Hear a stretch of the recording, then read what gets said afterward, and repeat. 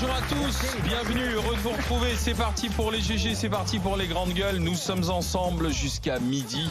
C'est le show qui vous parle et qui parle de vous. Bonjour Olivier Truchot. Bonjour Alain Marchal, bonjour les grandes gueules, bonjour à tous. Dans les GG aujourd'hui, nous sommes avec maître Gilles-William Golnadel, avocat. Bonjour maître. Bonjour Alain Marchal. Nous sommes avec Fatima Idbounoua, professeur de français en cours de reconversion, comme nous le précisons à ce moment-là. Mais prof dans l'âme, tu es et tu restes. Oui. Bonjour. Bonjour à tous, bonjour les grandes gueules de Londres. Et nous sommes avec le chef d'entreprise Thibault Langsat. Bonjour mon cher Thibault. Bonjour les GG. Les 1000 euros RMC, c'est encore à gagner, c'est tous les jours, c'est à gagner avec les GG. Il suffit d'envoyer RMC par SMS au 7 32 16. Vous jouez, vous gagnez, c'est le coup de bol, le coup de peau, le coup de chance du matin. Pour gagner 1000 euros avec juste un petit SMS, ça met de bonne humeur pour la journée si vous êtes tiré au sort.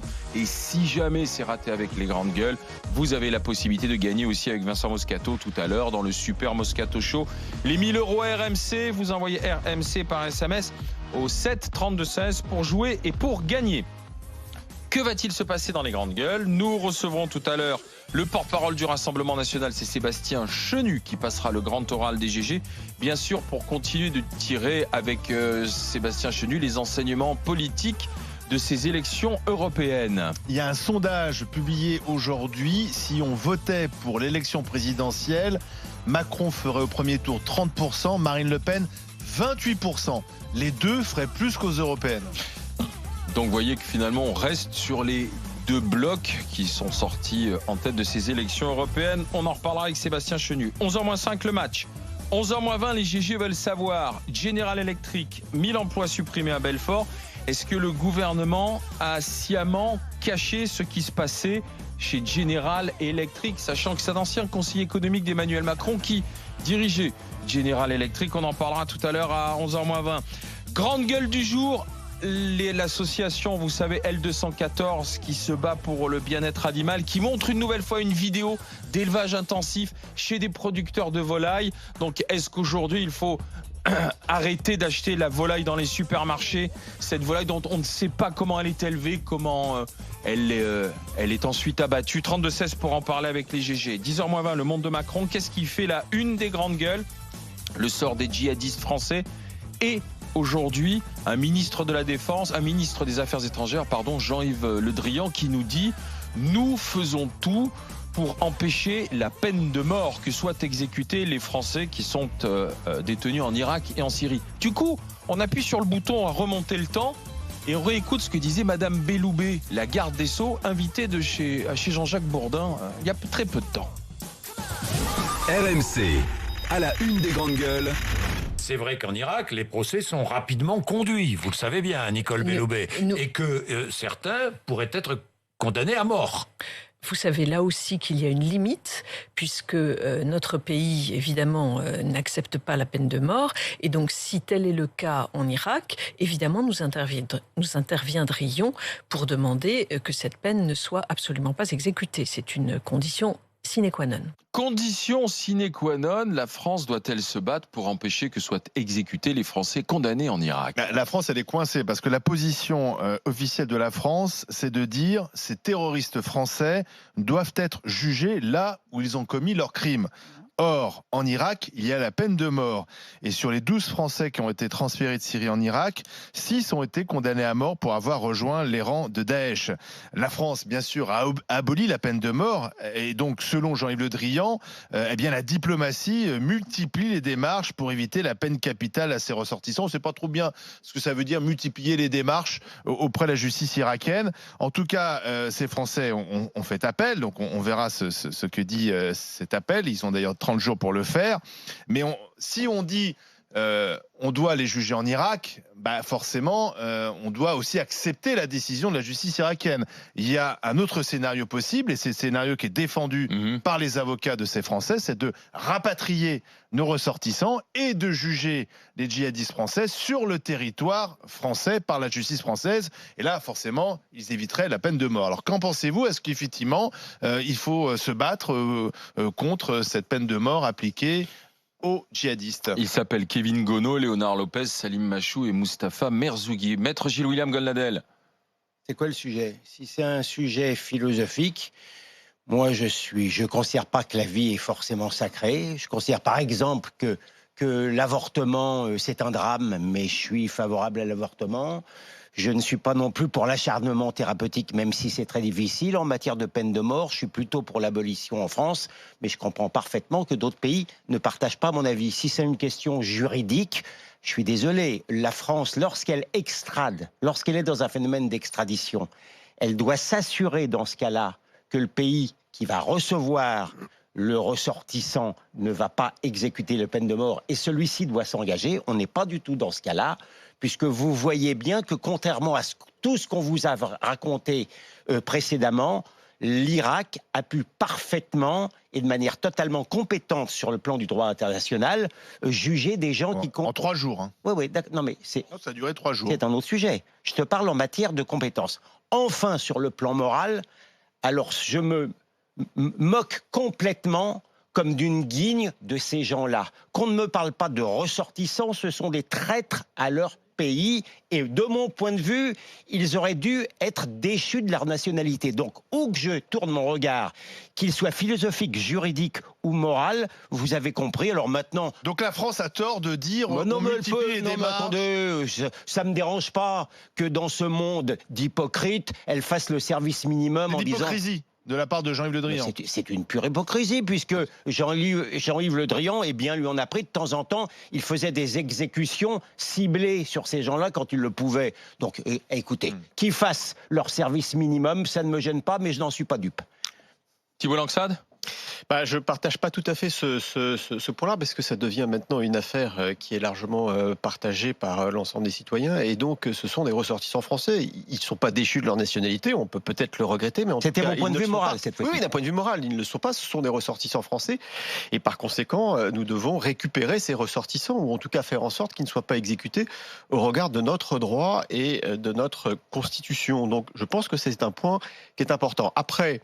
C'est un principe, il ne faut pas transiger. C'est un principe auquel il ne faut pas transiger. Le jour où on aura un étudiant de 25 ans qui sera arrêté à Singapour avec une barrette de shit et qui sera condamné à mort, là évidemment, deux poids, deux mesures, on sera totalement mobilisé. Mais en l'occurrence, on doit traiter tous nos ressortissants que c'est ainsi, de la même manière. Donc il faut les rapatrier en France et les juger en France. Non. Je pense que il faut qu'ils soient jugés là où ils ont été arrêtés, en l'occurrence en Irak, mais que la peine de mort soit commuée sur une peine à perpétuité. Et à partir de ce moment-là, on pourra se poser la question. Mais il y a une très grande hypocrisie sur ce débat, parce que finalement, beaucoup de gens qui sont favorables d'ailleurs à l'abolition de la peine de mort aimerait beaucoup mieux que les choses soient réglées définitivement dans le pays, et après tout que les Irakiens puissent le faire, c'est très bien. Donc il y a une forme d'hypocrisie. Non, c'est un principe, nous avons aboli la peine de mort, nous devons partager, on va dire, ces valeurs et faire en sorte que ces Français ne soient pas exécutés. Mais dans ce cas-là, pardon Thibault, mais dans ce cas-là,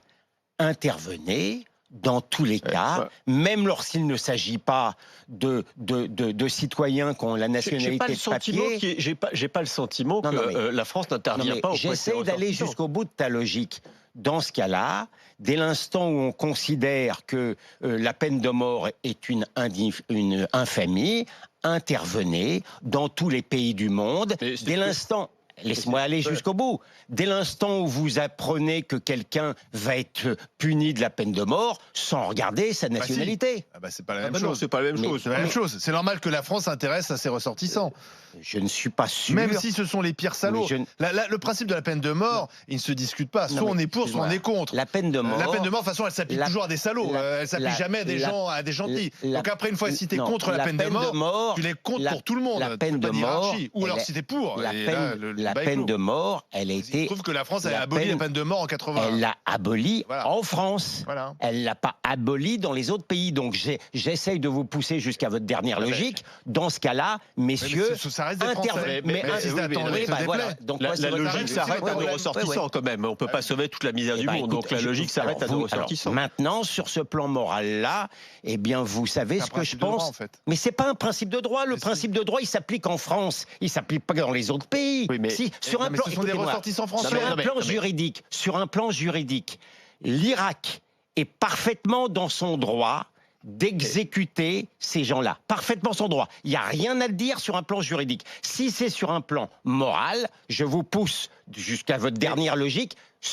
allez, renseignez-vous sur tous les pays qui exécutent la peine de mort et allez vous battre pour tous les gens qui sont exécutés.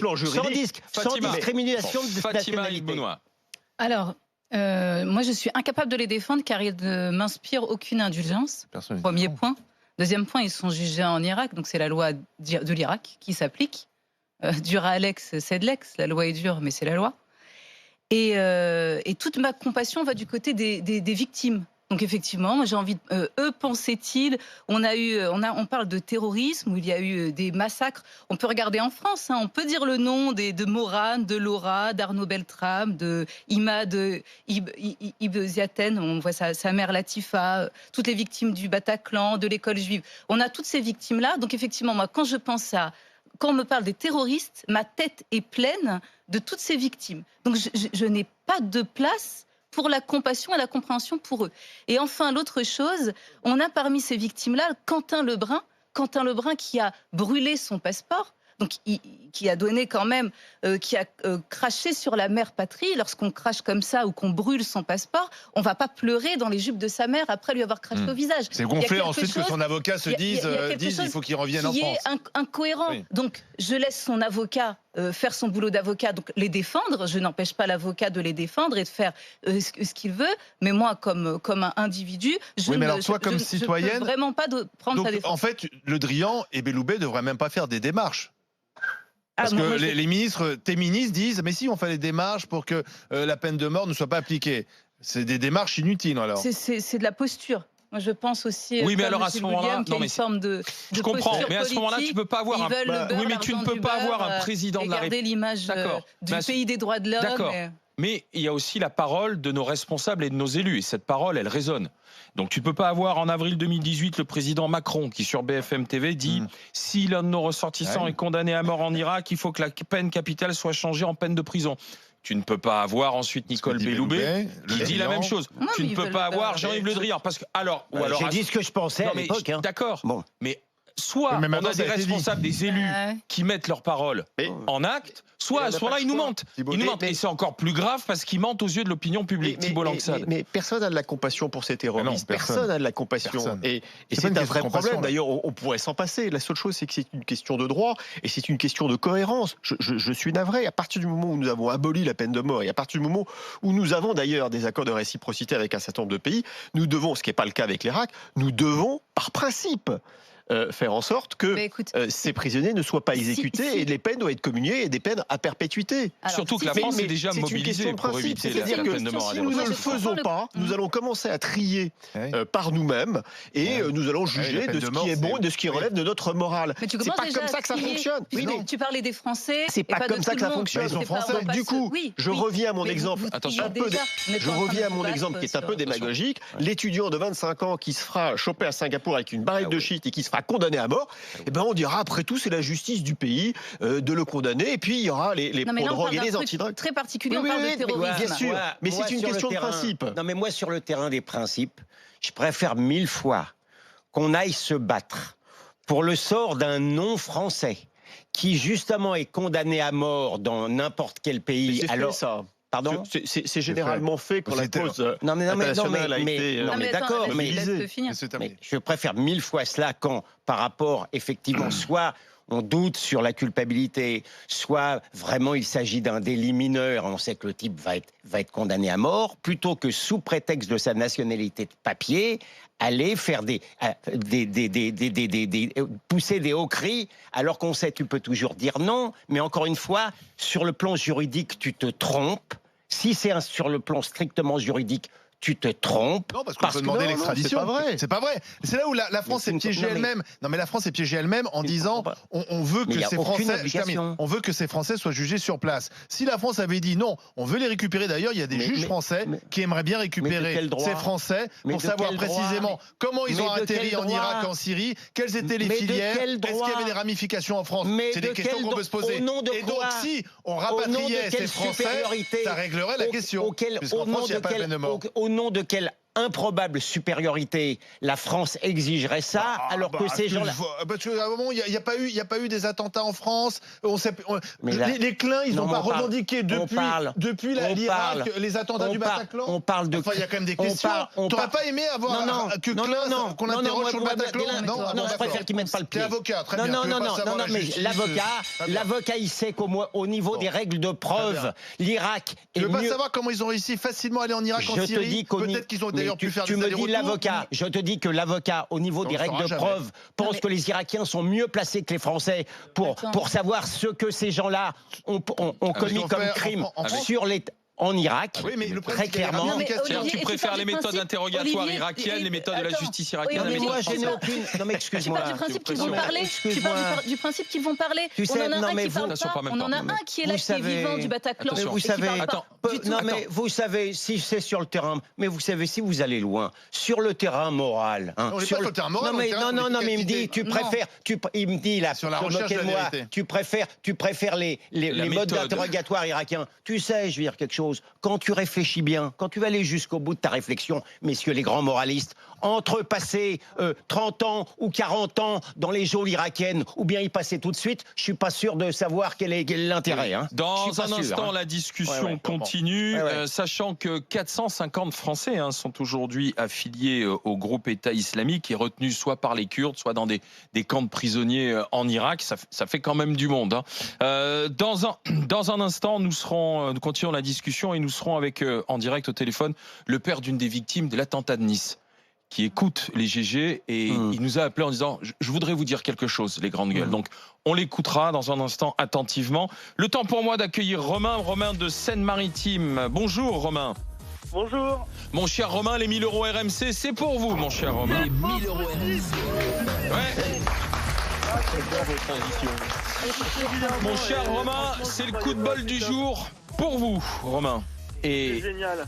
1000 € pour vous et en plus je vous donne 2 passes pour le festival Wheel of Green, le festival de musique au Bois de Vincennes avec Booba, Metronomy, Christine and the Queen. Vous pourrez profiter de 50 concerts en 2 jours, l'ami Romain. C'est génial, je vous adore, vous êtes au top. Merci Romain, profitez bien des 1000 € et des concerts. Dans un instant, suite de notre discussion, restez avec les GG en direct sur RMC Story.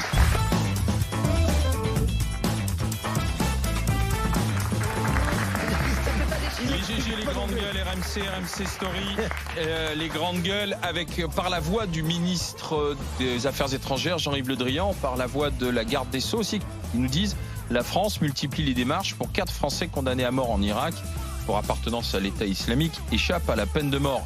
Il s'agit de Kevin Gono, Léonard Lopez, Salim Machou et Mustapha Merzougui. Reste à savoir si c'est un affichage, si c'est en façade qu'on nous dit qu'on multiplie les démarches ou si c'est une réalité, si vraiment on fait le nécessaire. Il y a quand même beaucoup de contradictions dans cette histoire parce que quand on était en mode combat contre les islamistes, avec les forces spéciales françaises, on a exécuté des djihadistes, on les a ciblés. François Hollande nous a tout raconté dans le livre de Davel-Homme où il avait une liste de djihadistes, de cibles et avec des drones en général, hop, on arrivait à les cibler, à les tuer. Et donc là, c'était de la peine de mort, mais comme on était en phase de combat, elle était acceptable. Il n'y avait pas de jugement. Et c'est Hollande, depuis son bureau de l'Élysée, qui disait qu'il levait le pouce ou qu'il le baissait. C'est vrai que c'est assez. Oui, mais juridiquement, pour le coup, il y a un mandat qui permet de pouvoir le faire. Donc c'est pas discrétionnaire. On n'est pas dans une barbouzerie. On est dans le cadre d'un mandat qui permet de faire ces exécutions. Là, le sujet est tout autre. Ils sont arrêtés et maintenant ils sont jugés. Alors moi, j'entends et puis je vois les réactions sur Twitter.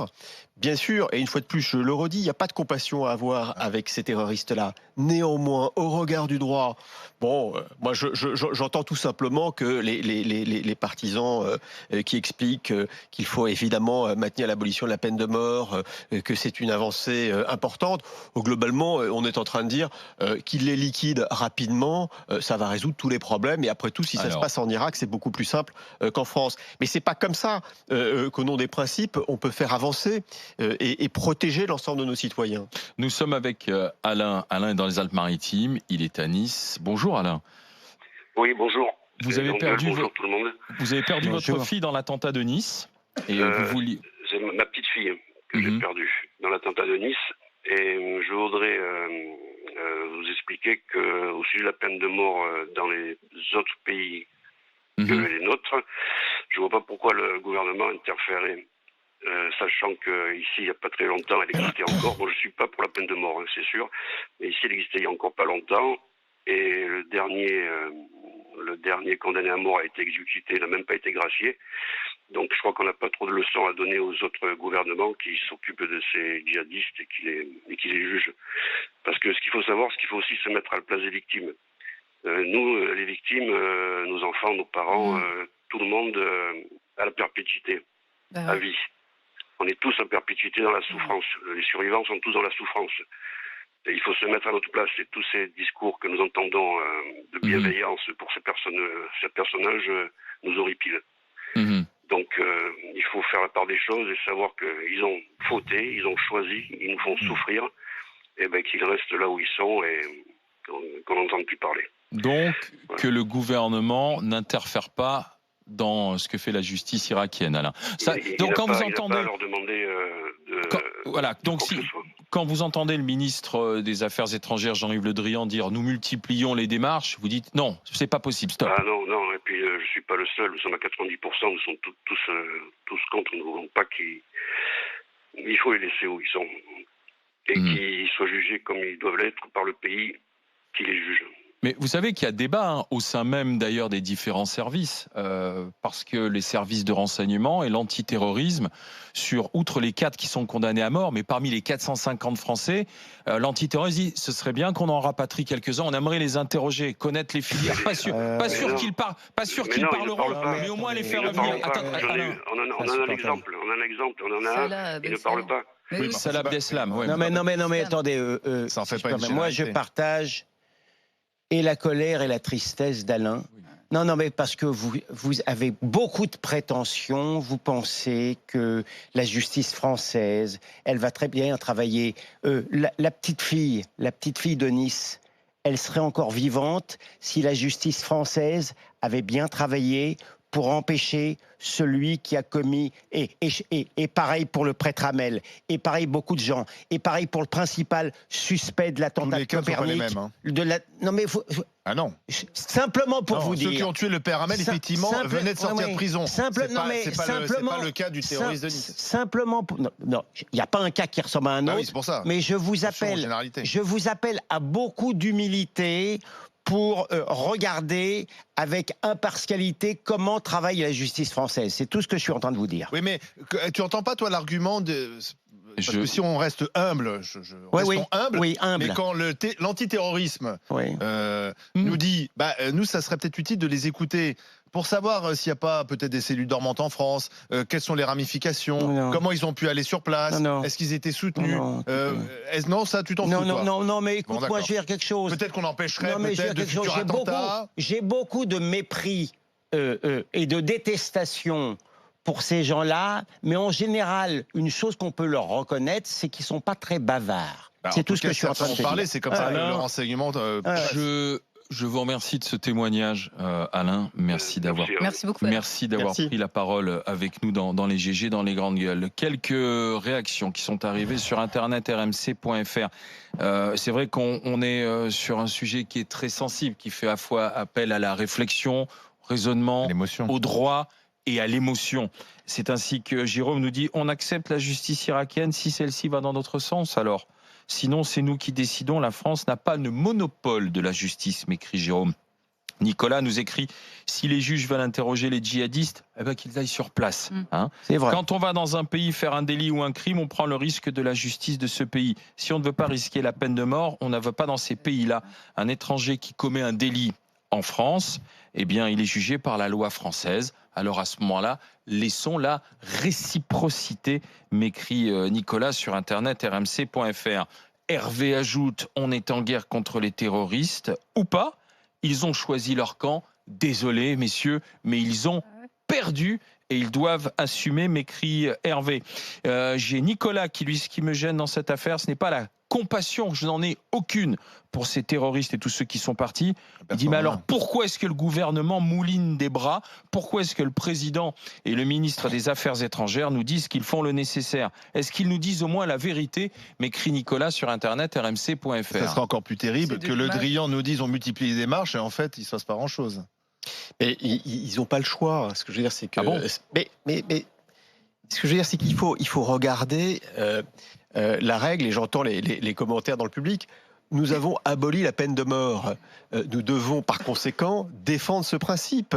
C'est pas pour autant qu'on innocente l'ensemble des terroristes. C'est pas pour autant qu'on leur donne de la compassion. C'est tout simplement un principe que nous avons adopté, que nous devons défendre. Commuer les peines en perpétuité, c'est ça que nous avons pour principe pour les grands délinquants. Maintenant, si c'est le débat de la réouverture de la peine de mort, ça c'est un autre sujet. Mais en tant que président de la République ou de ministre des Affaires étrangères, il n'a pas de choix de dire que comme ce sont des ressortissants français, ils doivent finalement être protégés comme tout ressorti français, malgré tous les crimes ignobles qu'ils ont pu commettre. Mais tu vois bien que j'essaie juste de donner une explication tangible. Oui, mais toi, très souvent, même comme libéral, tu es dans le discours de la responsabilité et des conséquences et que chacun est responsable de ses actes. Là, on a quelqu'un qui joue avec le feu, qui brûle son passeport, qui brûle des vies et après qui vient pleurer pour un retour de flamme.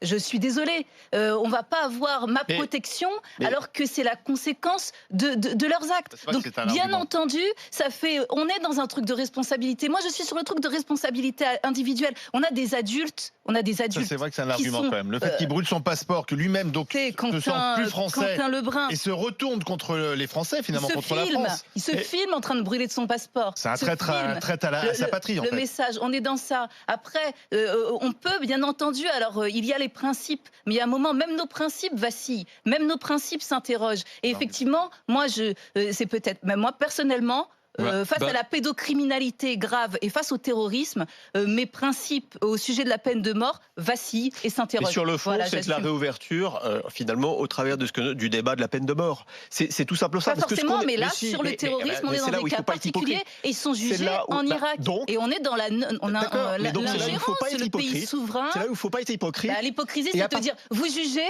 mais on a des commentaires sur le résultat de votre jugement. Ça veut dire que globalement, tu remets la graduation et la proportionnalité sur la peine de mort. Et tu considère qu'il y a des crimes qui globalement doivent être punis par la mort et d'autres non. Si le jugement il a lieu en Irak. Oui, mais si le gouvernement ne voulait pas être hypocrite, oui, mais si Thibault, soyons honnêtes. Si le Drian, Belloubet et Macron sont tellement attachés au respect justement de la vie, ils disent on les juge pas en Irak parce qu'en Irak on sait de toute manière qu'il y a la peine de mort parce qu'on le sait, la justice irakienne elle condamne à mort systématiquement tous ceux qui ont travaillé pour Daesh. Elle fait pas la distinction d'ailleurs entre les combattants et non combattants. Donc je veux dire non, si on n'était pas dans l'hypocrisie, Macron dirait non, c'est pas l'Irak qui les juge, c'est la France. Non, parce que je suis pas certain que d'un point de vue juridique, mais Maître va nous répondre que d'un point de vue juridique, on ait des accords d'extradition. Non mais c'est pas comment vous le dire.